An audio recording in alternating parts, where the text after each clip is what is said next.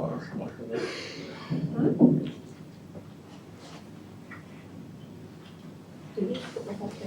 Mm-hmm. So morning again, I'm Sue, and as I said this morning we're just going to go through a bit on eye assessment. I'm sure you've gone through this already now that you nearly completed your course, but we'll just recap and just see what your knowledge base is like and go through a few things. So we're going to break it up into two sections, going to do a bit on eye assessment and then a bit on eye management, which is primarily medical work, but as a nurse you obviously have to know what the doctor is going to do as far as eye management is concerned. So are you both in ED at the moment? So have you been involved with triage at all? No. Don't You haven't seen them or watched them operating out in the triage room. So do you know what triaging is? You should know from doing the paramedic stuff. Mm-hmm. Yeah. So just with categorising eyes as doing part of your initial assessment when a patient arrives, we categorise them either as urgent or semi-urgent depending on what the patient's eye injury is. So if it's something that's involving the anterior chamber, like so they've got a piece of dust in their eye, or they think something's rubbing in their eye, then that's fine. It's uncomfortable, but they can sit and wait for an hour or so. But if they've got a penetrating injury or a chemical burn or anything like that, then obviously that's more urgent. Mm-hmm. As far as the chemicals go, we mark the alkaline burns even more urgent than the acidic burns, because alkaline burns really damage the eyes. So those are people that are usually cleaning their pools on the weekend, that don't wear protective glasses when they're either putting the acid into the pool or they then going to put the buffer in, which is the sodium bicarbonate, which is an alkaline. And then if the wind's just blowing just a fraction, then that can blow into the eyes, and it's extremely painful, and it can burn and do a lot of damage to the eye. And then obviously penetrating injuries, and also blunt force trauma injuries. So those are normally either people that are playing sport, that have got an elbow into their eye, like a rugby scrum or something, where they've gone and they've really gone and got a good elbow into their eye.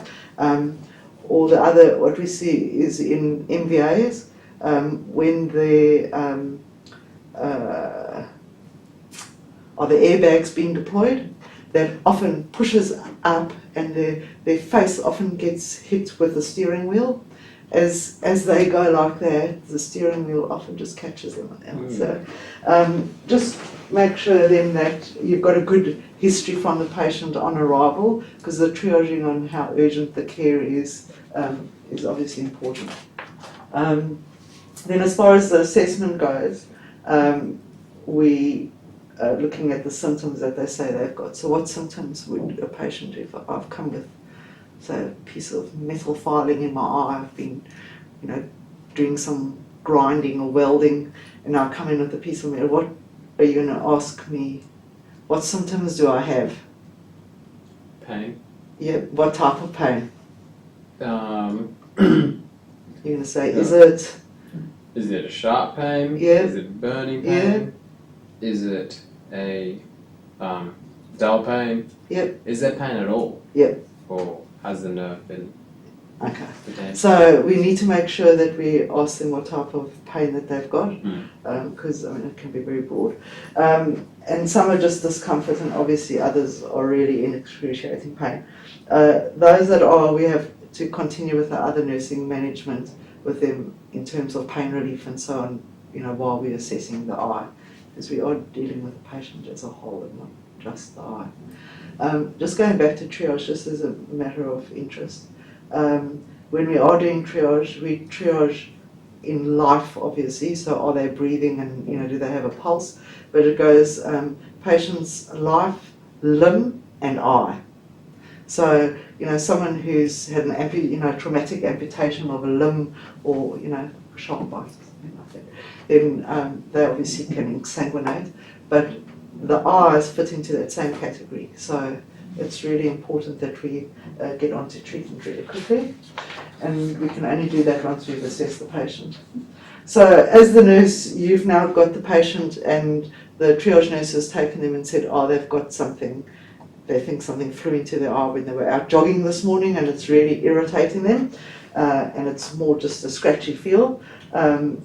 What are you going to look at in terms of their eye when you've now got them seated in the ENT room, and that's where you are this morning, you're out the back there. So I've come in as the patient.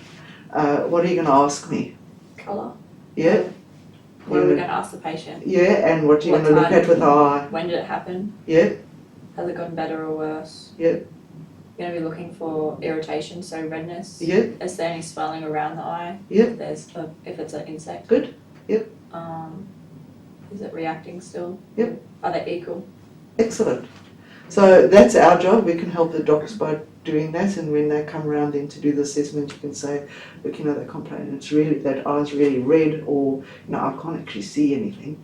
But I've asked them and they still complain. So it's good for us to do our own assessment, and obviously then your documentation that goes with it. Have you enjoyed doing the documentation electronically? Yeah. Yeah? It's quicker. It's a lot quicker. It is, isn't it? And you can't really forget. It sort of prompts you to put in data as well, which is really nice. And then we also need to just address the patient's history, because I've been out jogging now and I've got something in my eye. And then what about my patient history? What are you going to ask me? If they have any comorbidities or conditions, so they might be diabetic. Yeah, They might have diabetic retinopathy. yeah, They might have conditions like glaucoma or Yeah. cataracts, or have recent laser surgery. perfect. So that's what we need to know. We need to know what their comorbidities are, but also if they've had any recent surgery to their eye or on current treatment for any eye conditions, because the doc comes and wants to put in drops and so on that can be counterproductive. So we just need to ask those questions as well. So then we're getting on to more the examination side of it. So have you done visual acuities while you've been in the WEC? No. You haven't done patients' VAs when they come in? I don't think so. Okay, good. So that's what a Snellen chart looks like, which you'll see is the chart that's up on the wall in the ENT room, where the patient then sits on the opposite side. And so this was designed by Snellen. He was an ophthalmologist in the 1800s, a Dutch chap. So this has obviously been brought to size so that you can actually test somebody's eye in a room. But what it means is that a person, you can test their visual acuity, which is only basically their central vision. It's not looking at the peripheries at all, but to give you a broad sort of guideline whether they're seeing okay or not. So you do need to make sure that they have their glasses with them, or that you can't do this test if they haven't got their glasses with them, or contact lenses, or anything where they would have normal corrective manner of some kind for their eyes. But say the patient can normally see fine, and now you want to test and see this affected eye, how they're seeing. This is the Snellen test that you use. So in our ENT room, because the room's small, this is designed to be read at 6 meters. That on the side is written in feet. So actually if you put, that is 660 up there, 6/60, and then going down the line, 630, 621, 615, 612, 69. This is because we work in meters. 7.5/7.5 and 6.6. So the 20/20 that you hear people saying they've got 20/20 vision, they're talking in feet, which is 20 feet. So you should really test it with 6 meters, but as you know, our ENT room is really small. Yeah. So what we've done is we've put the chart up on the wall backwards, back to front, and then the patient actually looks in a mirror and then reading it back. So we're making the 6 meters out of the 3 meters. Right. Yeah. Someone's changed that. Is it not there? It's reading the right Right way around? Yeah. Is it? Yeah. Okay. That's interesting. Oh, there is a little switch on the side, so maybe they just got someone to sit and read it. But if Yeah. you turn it, because you know it's in that box, Oh, you can okay. flip it around. No, Then if I didn't know that. No. Yeah. So then if they're sitting in that chair opposite, that would give you your 6 meters. Mm. Otherwise it's not long enough. Yeah. Otherwise you must get a smaller chart to make it so that it's still Mm-hmm. be correct. So what you do then is to test the person's eye. We get them to test their bad eye first, and we do that so that they don't memorize the letters, because if I did your good eye first, it's such a short space of time between doing the one and the other that then you'd say, oh, I saw that, and then you could actually, even though you can't see it that clearly, or the patient can't see it that clearly, start reading out letters that they can't actually see. Mm. So we test the affected eye first, and then test the other eye. So you ask the patient to cover the eye that you're not testing, obviously, or you can use a shield, or you can use, you'll see there's one of those like little, almost looks like those little mask things that you hold, just to cover the one eye, so that they're only looking with the affected eye, and then ask them to read from the top, obviously starting up at the E, and reading down until they either say that they can't see it, or that you see that they're making quite a few mistakes. If they only make one, then we let them carry on with the next line, Mhm. because say like a C could be an O, like that C could really, they might see it as an O, but if they're starting, and they can't, and they say that's an H or something, Yeah. and an X all of a sudden becomes an H, then that's like a real error. then you take the line above where they've made the mistakes Yeah. as the line that they can read. So that means then, let's say the patient can read that line 5, PECFD, with their eye that's been affected, then that means that what a normal person can see from 12 meters away, a signboard out on Corrow Drive from 12 meters away saying, bus stop ahead, they need to be at 6 meters before they can read it. So that's where the 20/20 or the 6/6 comes in. So 6 meters means what the average person can see at 6 meters, I as the patient can also see at 6 meters. Then your vision's good. But if someone comes in and they go, oh, I can't really see out of that eye, and they only get to line 2 and can read the F and the P and then nowhere else, then that means what you can see from 30 meters away, I have to go right up to 6 meters before I can see it. So that's what visual acuity means. And then when you go back, if you look in the documentation, if you go into any patient, and you go into your tick boxes under eyes for visual acuity, you'll see it will say /6/6.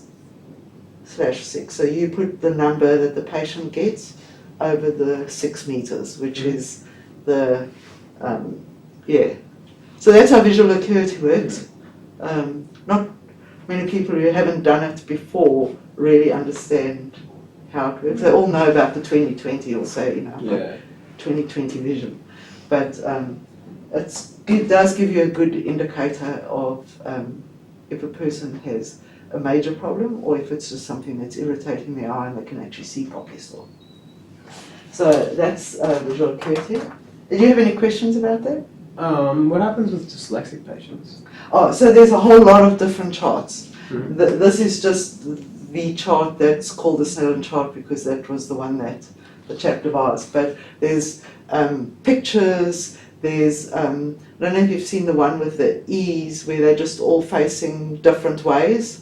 So you'll see it upside down and then left and right and so on. So they can just say which way it's pointing.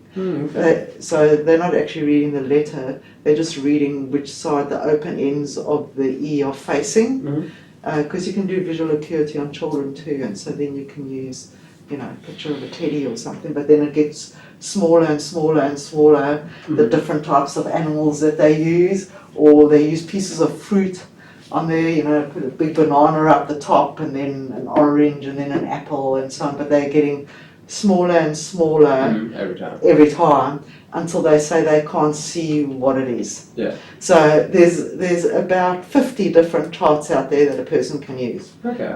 This is just the standard one that's in all EDs and usually behind a doctor's GP room door. But if you don't have enough space, then you need to make an adjustment so that it's still accurate. So does that answer that? So I used to quite enjoy doing this. Quite interesting to see what people answer. You can actually just get them to blink in between two, because people when they're trying to stare like that, their eyes get a bit dry, and then they say, oh, they can't see and it's gone a bit blurry. But they just need to blink and just, you know, get some fur back in their eye. And then just make sure that you document that. So then obviously the doctor can use the ophthalmoscope as well to have a look at the eye, so can you for that matter. And what else can we test? Say I've been cleaning the pool now and I say, oh, I've got something in my eye, I don't know if it was the acid or if it was the chlorine. How are you going to know if that's a acid burn or an alkaline burn that I've got in my eye? Depends. Did the burn happen to yourself or to someone else? No, I've come in now, I kind of go, oh, I was sorting out the pool, and I don't know if it was when I was doing the acid or if when, first of all, I shouldn't be putting the chlorine in at the same time, but let's just say I was working with both, and I was getting them ready, and I don't know, something's gone in my eye, but I don't know what it is. Okay. Can you irrigate it or something? Yeah, but before we will irrigate it, you're quite right, but that's in the treatment part. As part of your we're still on examination doing your assessment. Is there something like, you know, like the Littman? Yeah, is it something absolutely. similar to that? Yeah, just like that. That's what you use. So you just take off a little piece, and you just pull the person's eye down, and I'll show you there. You pull it down like so. And then just into like the fold in there, you just hold the piece of paper there just for a second, just to let it take up some fluid, and then it will change colour. Yeah. So you can get special ones for the eyes instead of, you know, going down to the utility room to go and get litmus paper. But I mean, it's in the treatment room, the same for the nasogastrics and so on. So it's the same paper, but you can get them in fancy little containers where you can just pull out a little strip and leave it in the ENT room. And so then you just press it down into the eye like that, and you get a little bit of fluid, and then you'll see whether it's an acid or alkaline burn. So that's a good tip to know. The doctor can obviously put some fluorescein into it, which is this picture here, which I just fall off. So the fluorescein is yellow. I don't know if you've seen them using the yellow fluorescein dye. It's on the top of the fridge. Yeah. So it comes in a what they call a minim, in a little minim. It's like a tiny little vial, and it's yellow, and so it stains the eye. And then they look through the slit lamp, which we'll go through in a sec, which has got blue light. Then they use the blue light, and so blue and yellow turns green. So when they're looking through the blue light, if the person has got an abrasion on their eye, like a corneal abrasion from that thing that's been flying around in my eye, then the abrasion turns up green because blue and yellow make green. Hmm. So if you put the dye in and they look through the blue light and it's just, they can't actually see anything because then the eye's clear, then it's just blue, that's how it's going to show up. Hmm. So that person's got a fairly substantial corneal abrasion. Obviously it's blown up, but even if you made that the size of an eye, like dimensionally from a person's Yeah. eye, that's a pretty substantial corneal abrasion that they've got. So that's how the doctor can go, oh, you've got a corneal abrasion. And you go, geez, they're really clever. They're that clever because they can see that. So then you have that answer, and this is what they're looking through, which is that slit lamp in the ENT room. So it's really just a big magnifying lens, that's all it is. They're only looking at the anterior of the eye with this. They need a diagnostic set to really look into like their retina and into the eye. This is really just showing up, magnifying like this their eye so that they can have a look and see for that minuscule speck that feels like it's a rock in your eye, but it's only like maybe one little grain of sand. They wouldn't be able to see it normally, but then with that being magnified like that, then they can really see it, and to them it comes up this size, and then they can know that how to get it out. Yeah. So that's a real good tool, that one. A pretty expensive piece of machinery there. They look after that machine pretty well. So that's as far as your assessment goes. So now you've decided that the patient's got that burn, and as you said, you can irrigate their eye. So how are you going to irrigate it? Saline. Yeah, and with what? How are you going to get the saline in there? Syringe. Yeah, you could, but Yeah, you'd have to stand there for a long time then to flush their eye enough. So like irrigation line or something, but Yeah. Have you seen them use a Morgan lens? No. No? Okay. See, I'm pleased I chose this topic. So it doesn't happen often, so even though you've had your stint in ED, it's not something that you see every day. So this is a Morgan lens. It comes in a packet like so. And it's basically, you can actually feel that. The cup's quite hard, but it's like a very hard contact lens. But the tubing is very soft. Yeah. So what we do is we connect this to a bag of saline. Also. Yeah. And otherwise you'd be standing there flushing. You know how they come in and they go, oh, I've been flushing my eye before I got there. The amounts, when you think you've been flushing for a long time, you actually haven't been flushing that much, really. It's a bit like brushing your teeth. You know, you brush your teeth and they say that you must brush your teeth for 2.5 to 3 minutes. There's a lot of people that don't brush their teeth for 2.5 to 3 minutes. You go, and you go, oh, there, I brush my... If you timed it, it must probably at best come to a minute. There's very few people that actually stand for 2.5 minutes brushing their teeth. The same with eye irrigation. Is people go, I flushed it all out, and you go, how long did you do it for? Oh, I don't know, but you know, I used a bit of water, and it's not enough. You really need. Don't worry, I'm not going to put this in your eye. So you just use saline flush, and you just make sure that it's all primed through, and including your lens. At the end, or so this fits the end connection. If I wet this whole bit, the end connection actually fits into the end of your giving set. So you can just prime it. Make sure that you've got fluid through there. And then you need to insert this in the patient's eye.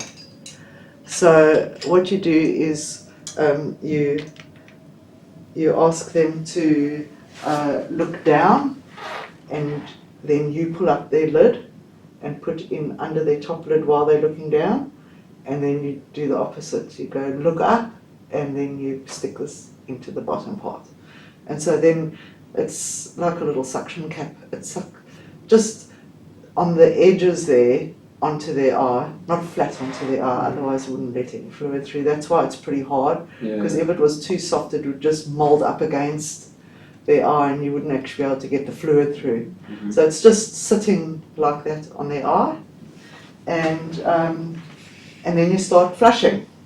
So you do need to just put, so if this is your patient here and you've got this now in, we usually just put a piece of tape on the side there just to stop it from pulling, and a kidney dish and a couple of towels, because it does run out of the eye all the time as you're flushing. And then you just turn it on and you just let it run. So in the beginning they sort of say, oh no, that's okay, oh that's fine. But after a while, from having the water running over their eye all the time, it does start getting quite uncomfortable. And so then we usually stop if they feel like it's too much.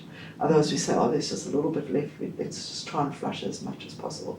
Sometimes with a bit of luck you can actually see what you've flushed out. It'll flush into the kidney dish. And you go, oh, there you go. There's that tiny little piece of stone that flew into your eye. There it is.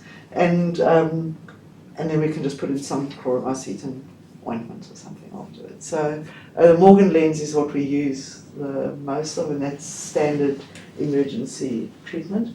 And then obviously you need to put on an eye patch afterwards.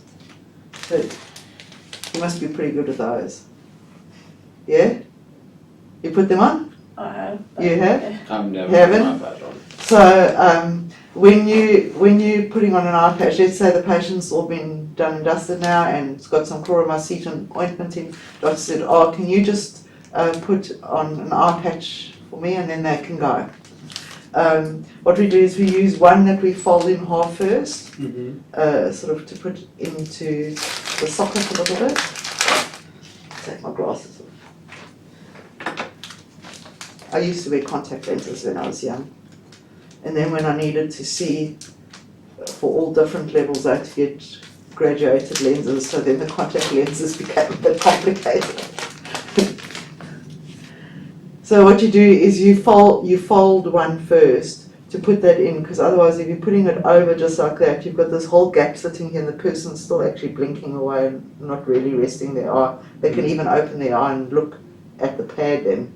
So you put it in half just to fill the gap a bit once the eyelid's closed, and then you put this patch over. Okay. So that otherwise you'd have your whole socket, the whole orbit, would be sitting with a big gap on it, because you're sitting with this over the top like that. So you put a half of one in first, and then so just to give it a bit of support, and then that one's just going over the top like that. So that's what it looks like, an eye patch. When don't we use eye patches?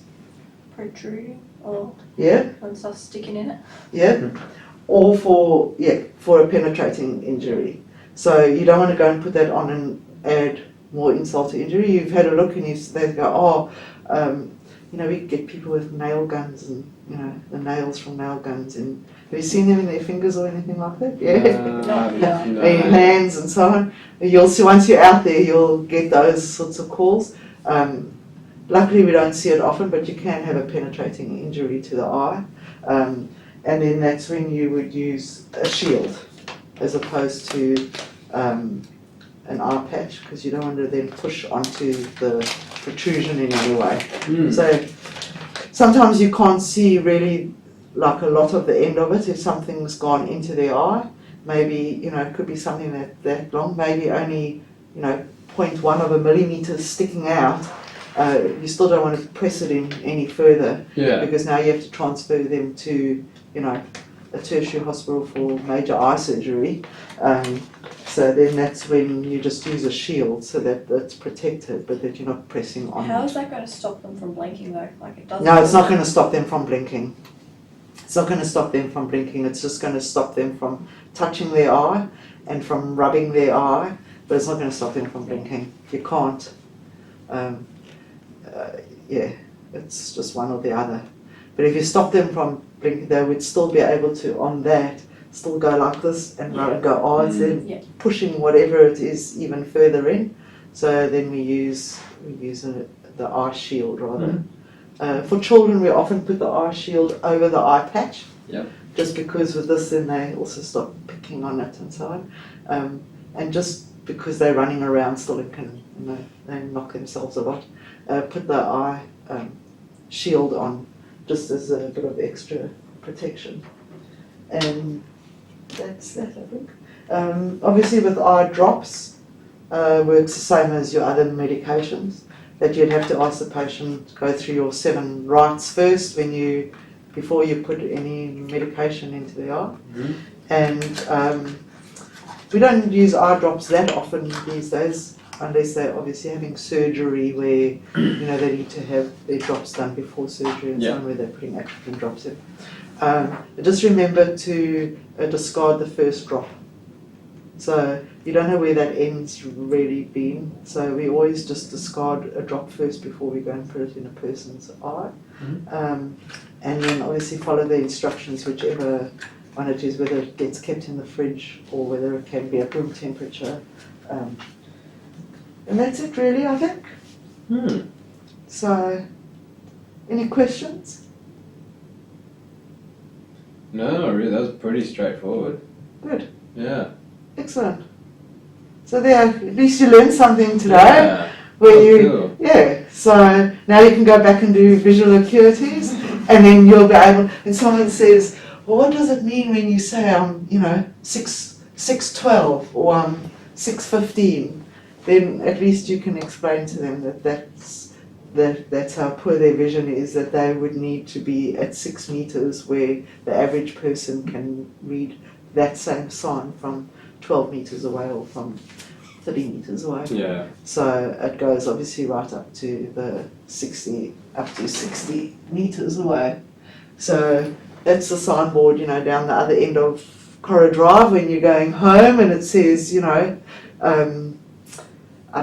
South East Expressway or something like that. Yep. You're in your car here or on your bicycle or on the train reading a notice.